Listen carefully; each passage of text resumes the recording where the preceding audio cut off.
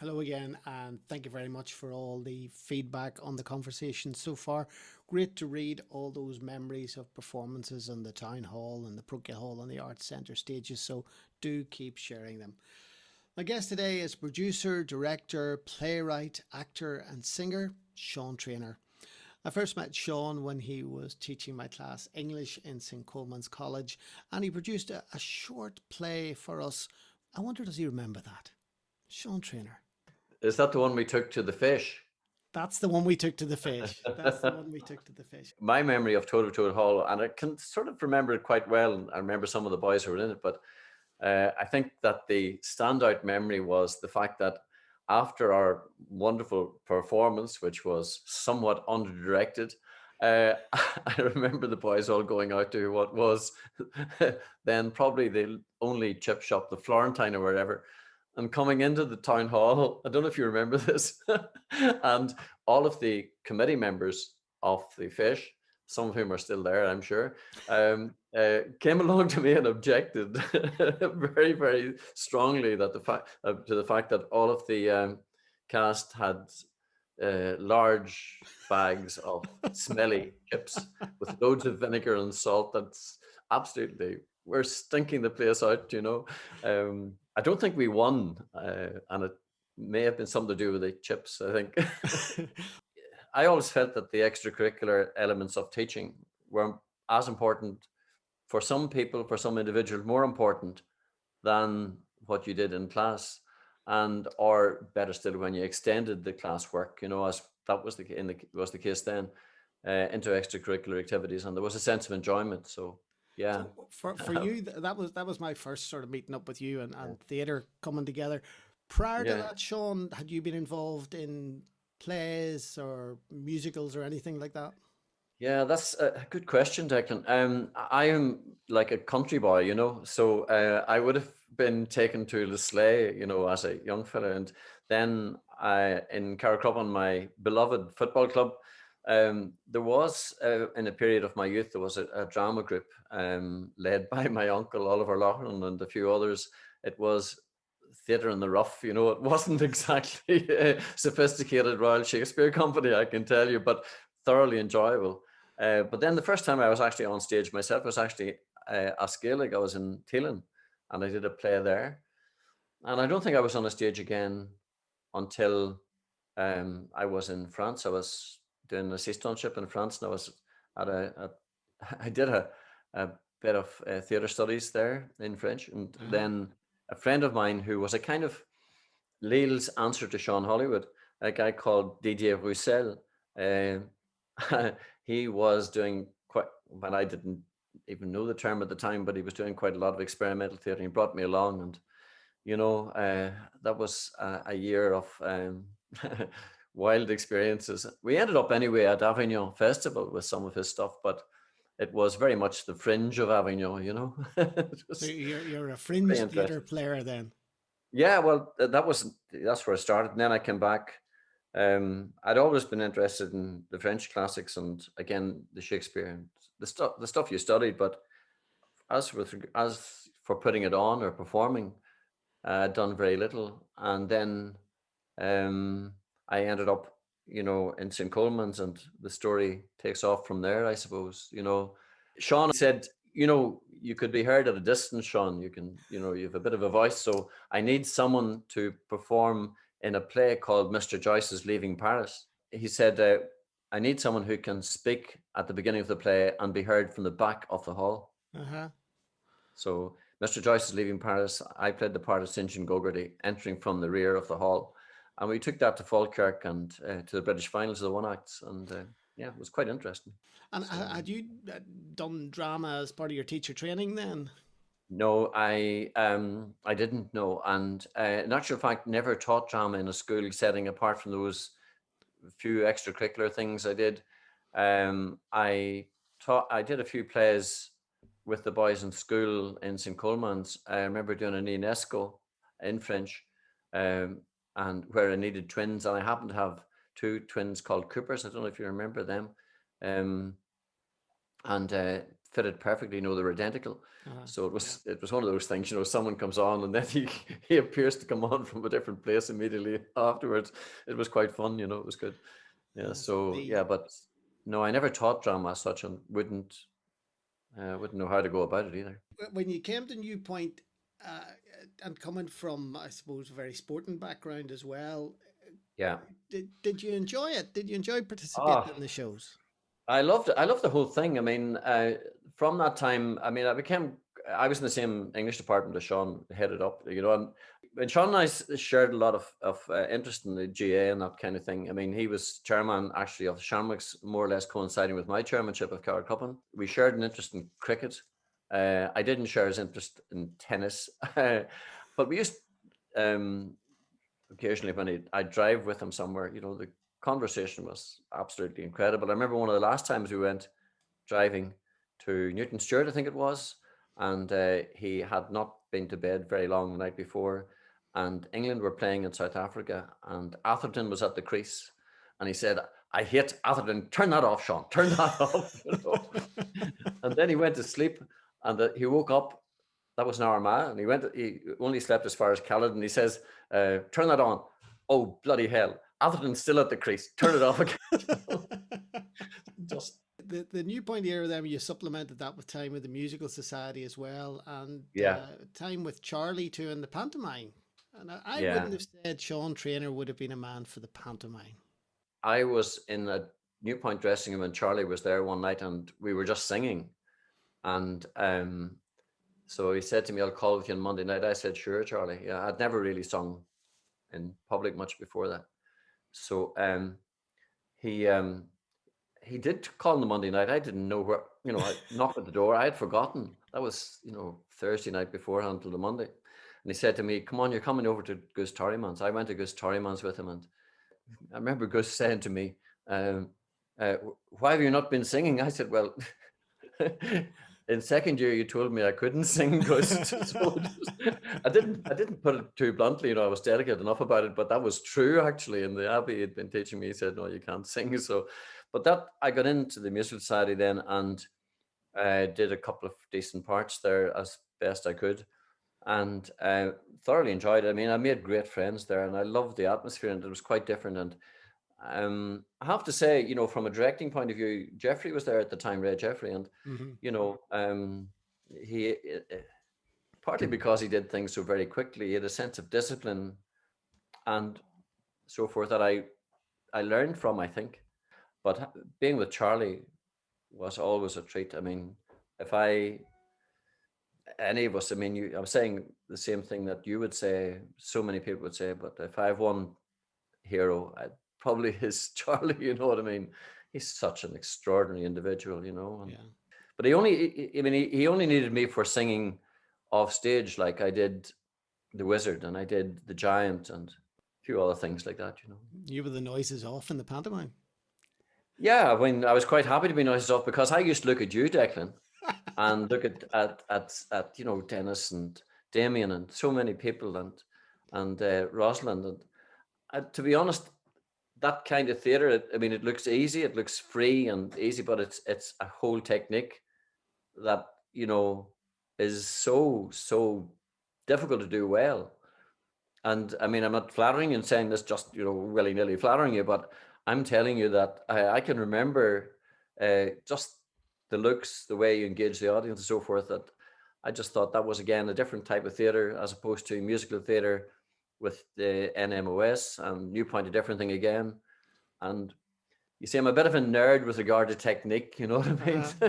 Well, So, I think but that's the great thing about the town as well, that it yeah, gives that opportunity for everyone to find their niche, yeah, and play with multiple societies and learn and yeah, share that's across the true. societies, you know. And Yeah, yeah, if you look at the calendar of theatre in the year, you know, you go a long way to yeah, find the richness of yeah, theatre that you would yeah. find in the Newry stages. The legacy that's been created by the like of Sean, the like of Charlie, and so forth is enormous. But what I always liked about them was, and I would hope to do the same myself when I'm directing or writing shows or putting things together. The door is always open, you know, and what you discover is that you can actually, if you ask someone to do something, um, you find they'll find it in themselves to perform as best they can. And maybe there's a performer in everyone, but I mean, I have lists of literally dozens, maybe 100, 200 people in my head.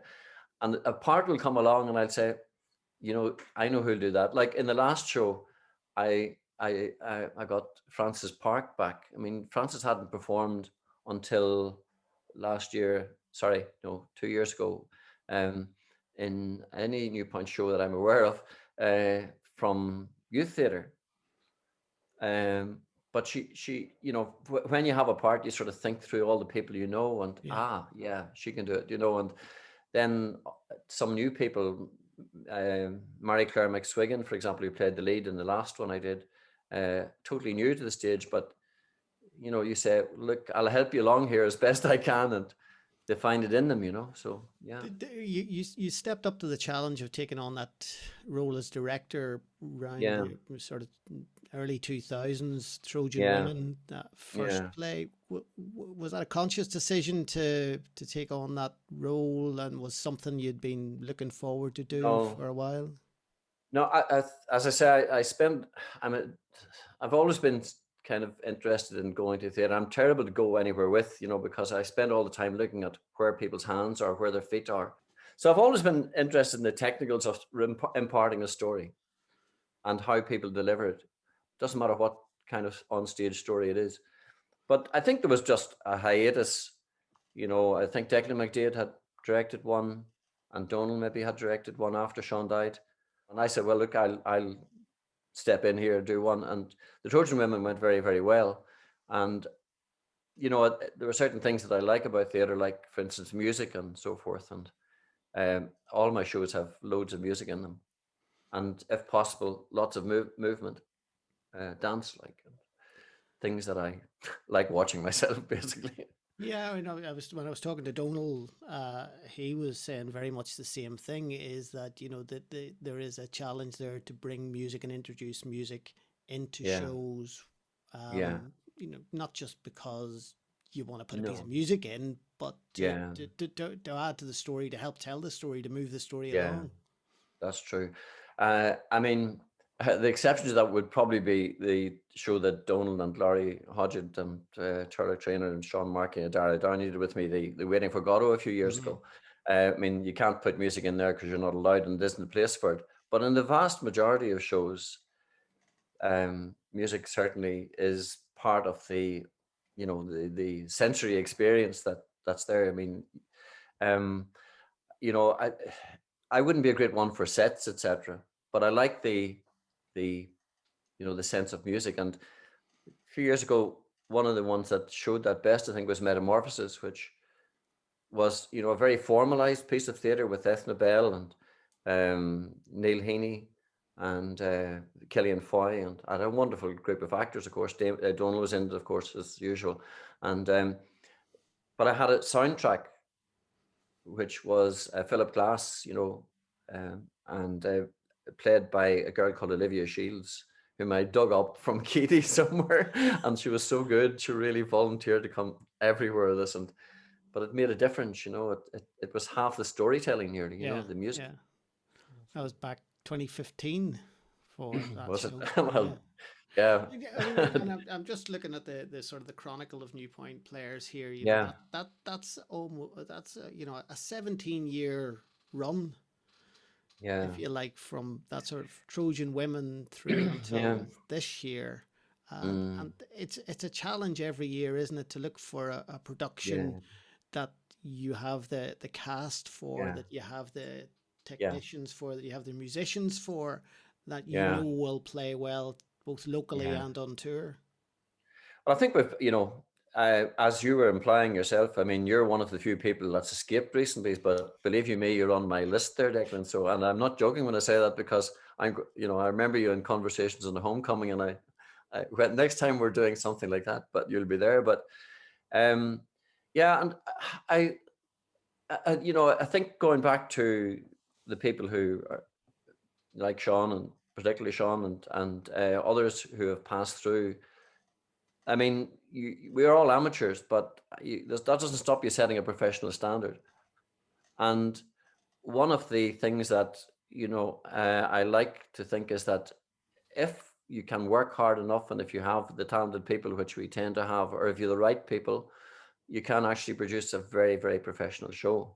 And so I thought, well, Newpoint, I have so much respect for Newpoint and for the other groups I belong to, but particularly for Newpoint, that I wanted them to be a producing company. So I sat down to write my own scripts then out of that, out of respect for the potential professionalism of the people around me. And so far, I think, we've had reasonable amounts of success with that as well.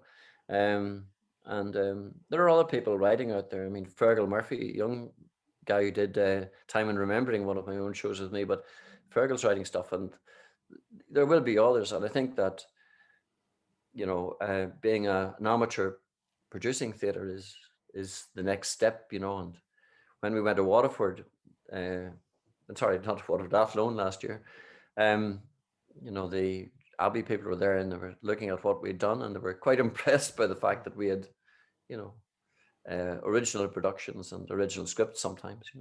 Yeah, again, Donal was saying, so that one of the challenges for the youth group, the Ah, Newpoint yeah, Youth Group, is, as well as presenting a show and putting on a show, put on something yeah, challenging. So yeah, when the young people go forward, they yeah, have a CV, a track record that they can yeah. show to someone, and they That's go, true. I can't Yeah, believe that you've actually been in these productions at your yeah, age. that's true. Yeah. No, I mean, the youth show, one of the great legacies. I mean, I have, in a way, worked mainly with the seniors. I think I wrote one script for the youth show and a few other bits and pieces here and there, but I haven't really participated in the youth show or done much for it to contribute to it. But Donal and Kate, I mean, have been the cement that's kept the whole tradition going in terms of particularly the youth show. Emma's now stepped in as well. There was Denise Taylor and various other people like that who were very willing participants, and even John Lynch directed a year. But in the end, particularly at committee level, and you need a committee, as you know, in the GAA, it proves that you need a committee. But Donald, Kate, Mark Hughes, people like that have all contributed so much. But keeping the youth show going is one of the things that I think Newpoint can be proudest of, and Newry can be proudest of. Um, I should mention, like, the last shows I saw in London before lockdown were written and you know uh, produced to some extent by Eugene O'Hare, uh, where he had Miriam Margolis and Mark Hatfield, Mhm. people like that performing his work, and he himself has done such amazing work, and that's all. I mean, he's one of hundreds of people, like I've Yeah. mentioned, the Lynches and Susan and John and Sean Cairns, all those people, so many going through, I've left out somebody important. I know. I'm sorry about that. Apologies to whoever's listening. This time last year, Sean, then you were out with the festival show, which you had written, The Life and Times of Yeah, Mary Kay. yeah. Uh, and then it all came to a shuddering stop, A shuddering stop. Yeah, as everything did. yeah, And that must have been disappointing in a way. And, and there's so many disappointments, and it's yeah. difficult in the I year mean, that's been in it to pitch, a level of disappointment for a theatre and an amateur yeah, theatre company not happening. In the great scheme of the world at the minute, that's way down. But still, yeah. there's a lot of work put into it. No, we had. I mean, I think at least 25 people were on the road. And I think it was going very well and promising to be a reasonably decent show. After a couple of performances. Well, Sean, we've talked about the importance of music to you, and Yeah. how to use music creatively within the shows that you've directed. What type of music sits at the top of your playlist on your iPod? That's exceptionally difficult because, oh dear, if the Desert Island Discs, um, I think the piece of music that, this is going to sound terribly pretentious, but anyway, uh, the piece of music that will forever stay with me and would be my Desert Island Disc is Spem and Alium, the Thomas Tallis piece, which incidentally I indulged myself in using in Trojan Women way back then. I used it, I don't know if you remember this or not, but I used it with the voice of Hitler over the recorder over the top of it. Mickey Murphy recorded a whole layered thing for me. And that went on more or less throughout the thing in one form or the other. So that would be my piece, if I was in the desert island. But at the moment, I'm listening to a American group called Civil Wars, particularly a singer called Joy Williams, kind of American folk, Irish folk. Sean Noce is extremely important to me. Rock, you name it, everything. No, I just go around, you know. But yeah, if you want a single piece to take on Desert Island, Thomas Tallis, Ben Manalium, 40 voices all singing in harmony.